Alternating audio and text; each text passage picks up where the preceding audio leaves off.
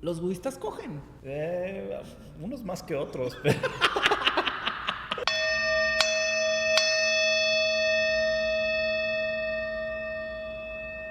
Güey, si eres budista, ¿por qué no estás pelón?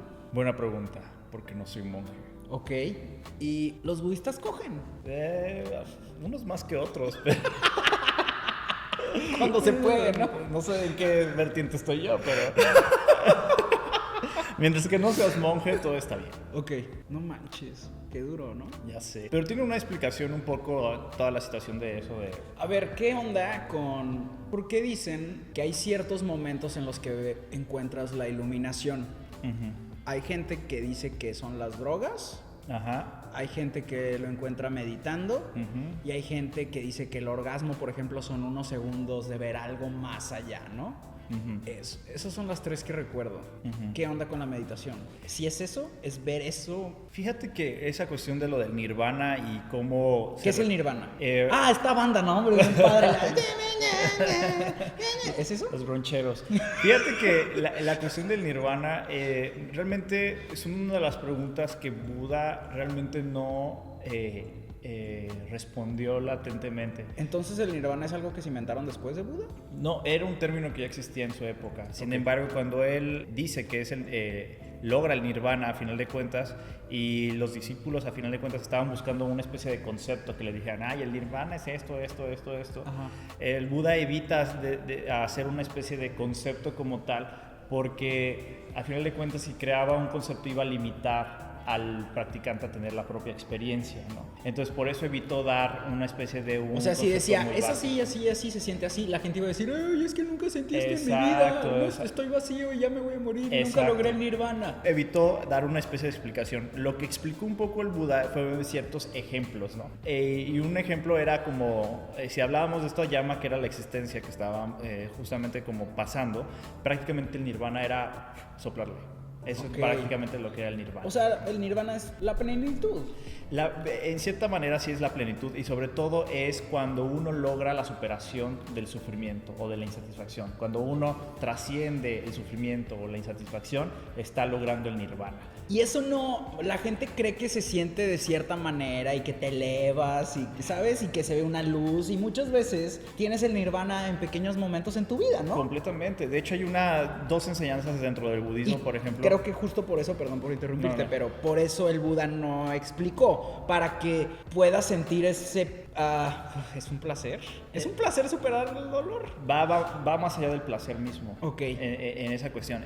Y sí, justamente como tú lo dices, por eso no lo define, porque no lo limita. Entonces, el hecho de que no lo haya limitado permite que el practicante logre y lo acerca. El nirvana es algo que está cerca de nosotros, no es algo que está lejano a nosotros. Y si le das una definición, te alejas. Claro, completamente. Entonces, esto es bien importante porque el budismo te dice dos cosas: el nirvana y el samsara. El samsara podríamos decirlo que es esta realidad de los fenómenos que está pasando, que a final de cuentas nos está produciendo insatisfacción constante. ¿El samsara es malo? El samsara es simplemente samsara, está sucediendo, pero cuando nosotros lo... A ver, espérate. ¿Es como el coco? No, el samsara es esta realidad de fenómenos. Okay. Es la realidad del fenómeno. El samsara es todo lo que estamos experimentando, pero lo estamos experimentando con insatisfacción constante.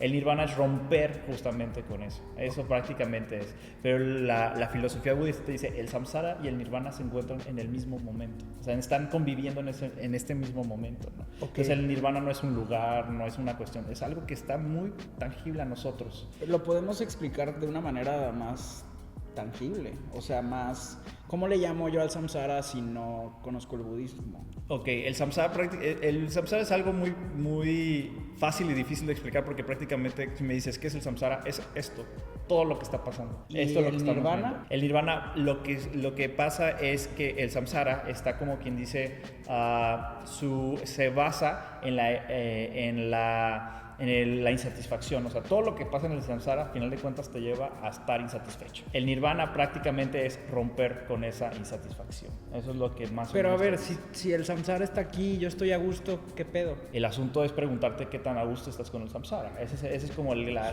No estoy sufriendo, estoy a gusto. El sufrimiento no es como lo entendemos de la cuestión dramática. Bueno, también conlleva hasta telenovelas así de Thalía. O sea, me duele la espalda porque estamos sentados en el piso. ¿Ese es el samsara? Eso es parte del samsara. Ah, ok, no, pues sí está presente. Por ejemplo, ahorita que estamos hablando de... antes de comenzar que tenías el gallito que dijiste, no, voy a hacer... Eso es parte del samsara. Ok. Esa es la insatisfacción. Como ser consciente y encontrar estas cosas. Claro, okay. Eso es lo que nos lleva a la superación del nirvana. ¿Y qué es la iluminación? Y eso la iluminación es un término un poquito mal traducido porque en realidad el nirvana es, ¿cómo se llama? En sí el despertar. Okay. El Buda significa el que despertó justamente. ¿Y a qué despertamos? Como lo hemos mencionado, es a la realidad, tal y como es, sin ninguna especie de puñeta mental que nos esté contaminando. La realidad la estamos observando y viviendo tal y como se nos viene. Exactamente. Entonces, y tú me decías una pregunta muy importante: ¿qué pasa cuando se ilumina uno? ¿No? Sí. Y hay una... Iluminarse es este momento de ¡eureka! O tengo una idea, o ya no siento dolor. O sea, no es... Iluminarse no es algo extrahumano. Ajá. Hay unas tradiciones budistas que evidentemente te mencionan toda esta cuestión muy más allá del humano. Sin embargo, una vez le hicieron una pregunta a un maestro muy importante del budismo: ¿qué pasa después de que se ilumina uno? Y dice, uno va y va a cagar, comer, lava su cuenco, barre, vuelve a hacer las cosas común y corriente. Nada más que la diferencia es que las experiencias ahora no tienen satisfacción. Esa es la diferencia. ¡Qué buen cague! Exactamente. Yo me acuerdo una vez, güey, que estábamos platicando. Ajá. O sea, yo de repente le hablo a Juan de que, güey, me está cargando el payaso por X o Y, bla, bla, bla. ¿Qué hago? Te pregunté, creo que específicamente sobre meditar, porque Ajá. eso nos ayuda a vivir en el presente. Lo he intentado, no siempre me sale, pero me dio mucha risa que me contaste que, sí, meditar es como practicar cuando estés muerto. Y yo, güey, tengo ansiedad porque no me quiero morir. Y tú quieres que practique estar muerto. ¿Qué pedo? Prácticamente la meditación es uno de los términos como más difíciles como de definir, porque ahorita prácticamente abres cualquier lado y hay meditación incluso hasta para ir de shopping, cosas así. ¿Neta? Sí, yo me he encontrado cada cosa así en esa cuestión. Pero tenemos que entender un poquito como qué es la meditación, y rápidamente, así para no hacerte el cuento largo, no existe una palabra dentro de los textos budistas que definan a la meditación. Okay. O sea, este es un término muy occidental, ¿no? Yeah. La forma en como el Buda definía la meditación era con la palabra bhavana, y bhavana básicamente lo que se entiende por bhavana es cultivo. ¿Esto qué quiere decir? Tiene muchas implicaciones. Significa que el Buda consideraba la mente del ser humano como un campo muy fértil. Okay.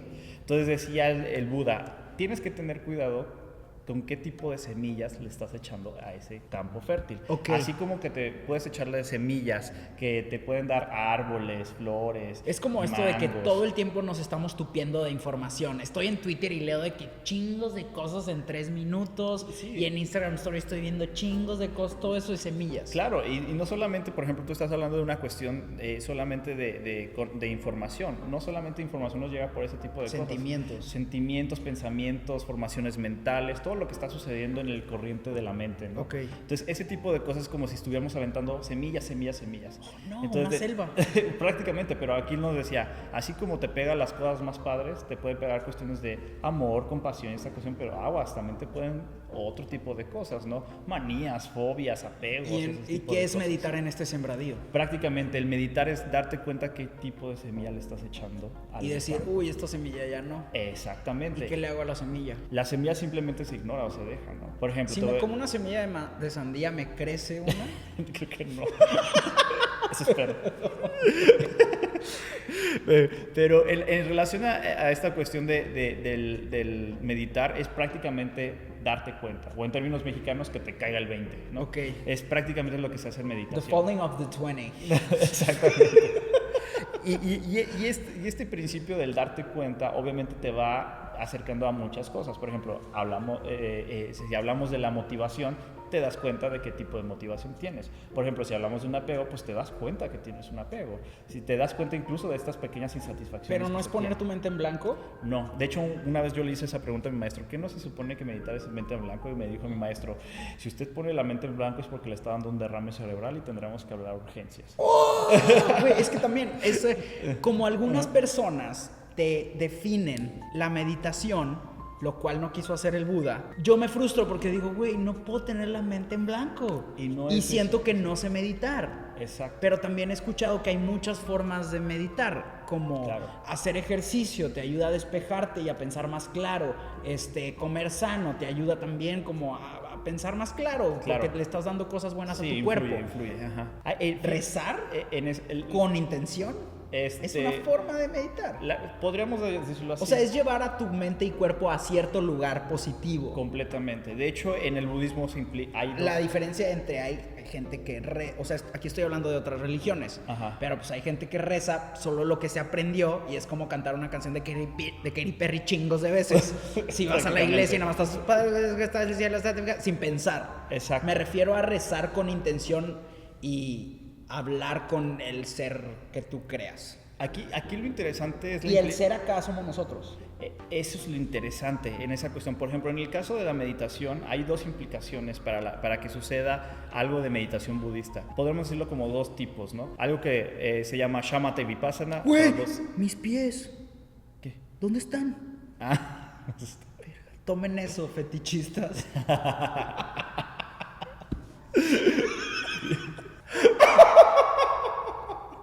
Perdón. No te preocupes.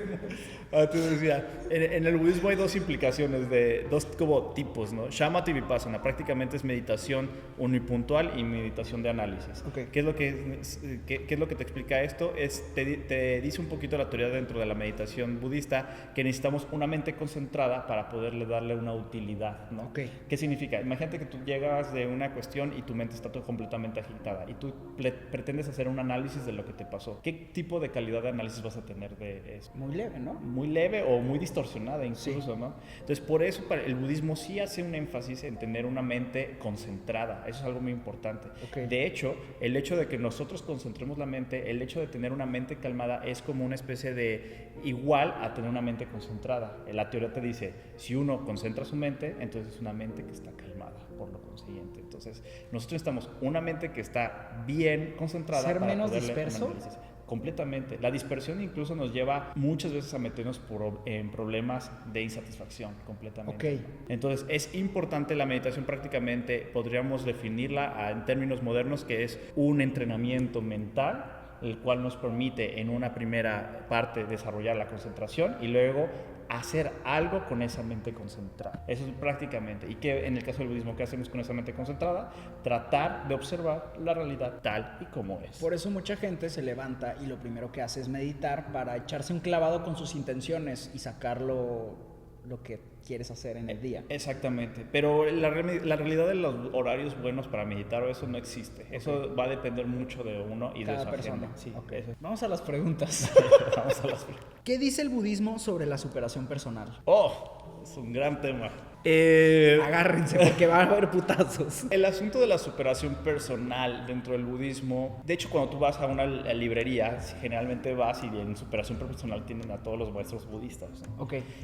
Realmente esta es una visión personal de las cosas, no significa que yo posea como la postura del Tu budismo. yo budista dice, ahí no van. No. ¿Tu yo marquetero qué dice? Pues que sí lo van a vender fácilmente. Y que ahí va a estar. Y no, de hecho es muy común encontrar libros del Dalai Lama que se llama así como de sé feliz tú por ti mismo. Y luego lo abres y está bien denso el asunto de la existencia.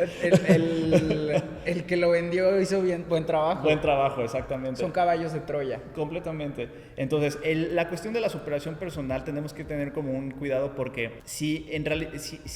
El budismo en sí es un trabajo con uno mismo, pero muchas veces nos va a poner en cuestiones bastante complejas, ¿no? Hay una cuestión que tenía de una maestra budista que se llama Venerable Robina, que es una excelente maestra australiana, una monja. Qué chido nombre. Sí, ¿Robina? Sí. ¿Venerable? Venerable es un título que se que se le da. Pero Yo me quiero llamar venerable. es una especie de título que por respeto le debemos a los maestros. Okay. Pero ella decía que la figura que se le tiene al budismo, como el cliché budista, es que somos hippies, abraza árboles, guarachudos. Digo, yo sí soy guarachudo, ¿verdad? Pero así como que una cuestión como de Blancanieves que cantamos y se nos pone el pajarito en el dedo, cosas así, ¿no? Ajá. El asunto que decía el venerable de Robina es que eso no era ser budista. El verdadero budista es el que es como si defecaras en una cubeta y te hicieras cargo de tu propia mierda con las manos. Y eso tiene mucho que ver. ¿Eso es ser budista? Completamente. ¿Por qué? Pero ¿qué es lo que se entiende en esa cuestión? Quiero que saber. Uno se tiene que hacer cargo de la propia mierda que tiene en la cabeza, ¿no? Okay. Esa es la cuestión, ¿no?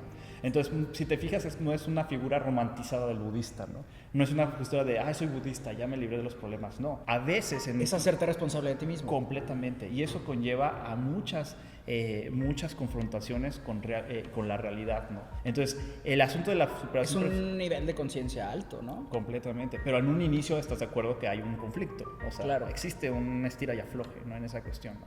Entonces, realmente la superación personal a veces apuesta por fórmulas y el budismo no apuesta por fórmulas. El budismo lo que trata es apostar por la experiencia del practicante.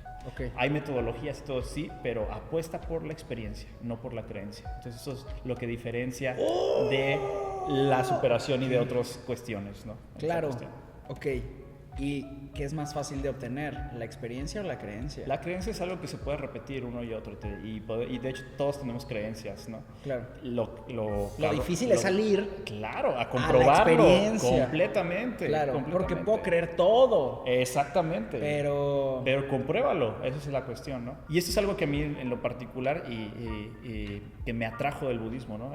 Esta cláusula que tenía el Buda respecto a su enseñanza, ¿no? Ve y compruébalo por ti mismo. Hasta que tú lo compruebes, ya me das el crédito, pero tú lo tienes que ir a comprobar, ¿no? Claro. Esa cuestión. No puedes creer solamente porque lo dijo Buda. Hay un discurso muy padre. O sea, de Buda. él sí es de cuestionamiento. Claro, hay un discurso muy padre que hace Buda que se llama el Sutta de los Kalamas, donde Buda dice, no, ni porque viene de las enseñanzas sagradas o de las escrituras sagradas, ni porque viene de maestros con renombre, ni porque la cultura o la sociedad lo dice, sino solamente a través de tu experiencia, a través de analizar de lo que dicen los sabios y toda esa cuestión, es la forma en como tú puedes dar go a algo de una enseñanza espiritual. Creo que le damos mucha responsabilidad. El darle responsabilidad a los demás, creer sin experiencia, nos va a hacer sufrir un buen. Completamente. Y nos aleja un chorro porque es como, no sé, lo hacemos con los estudios, ¿no? Creo que cuando termine de estudiar va a pasar esto.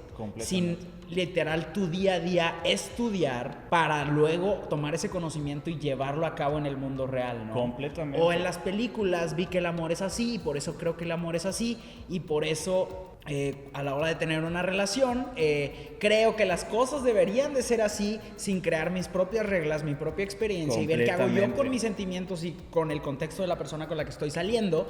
Y si le damos toda esa responsabilidad a nuestras creencias, pues todos son cuentos y cosas que nos hemos imaginado. Entonces tenemos que llevar ese conocimiento y sí traducirlo al mundo real para que se vuelva experiencia, si no simplemente van a ser historias de otras personas que probablemente estén distorsionadas y nos van a llevar al sufrimiento. Completamente, tú creo que diste el punto. Lo único que yo podría agregar a lo que dices es que al final de cuentas es más cómodo ser un creyente que un practicante. Eso me queda muy claro. ¿Vale la pena entregar tu vida al propósito de tener mucho dinero sabiendo que no me llevaré nada? Pues prácticamente se está contestando su propia pregunta. Digo, creo que es... Bueno, esto lo hablamos en otro capítulo. Pero sí es un gran conflicto de que, güey, necesitas dinero. Claro.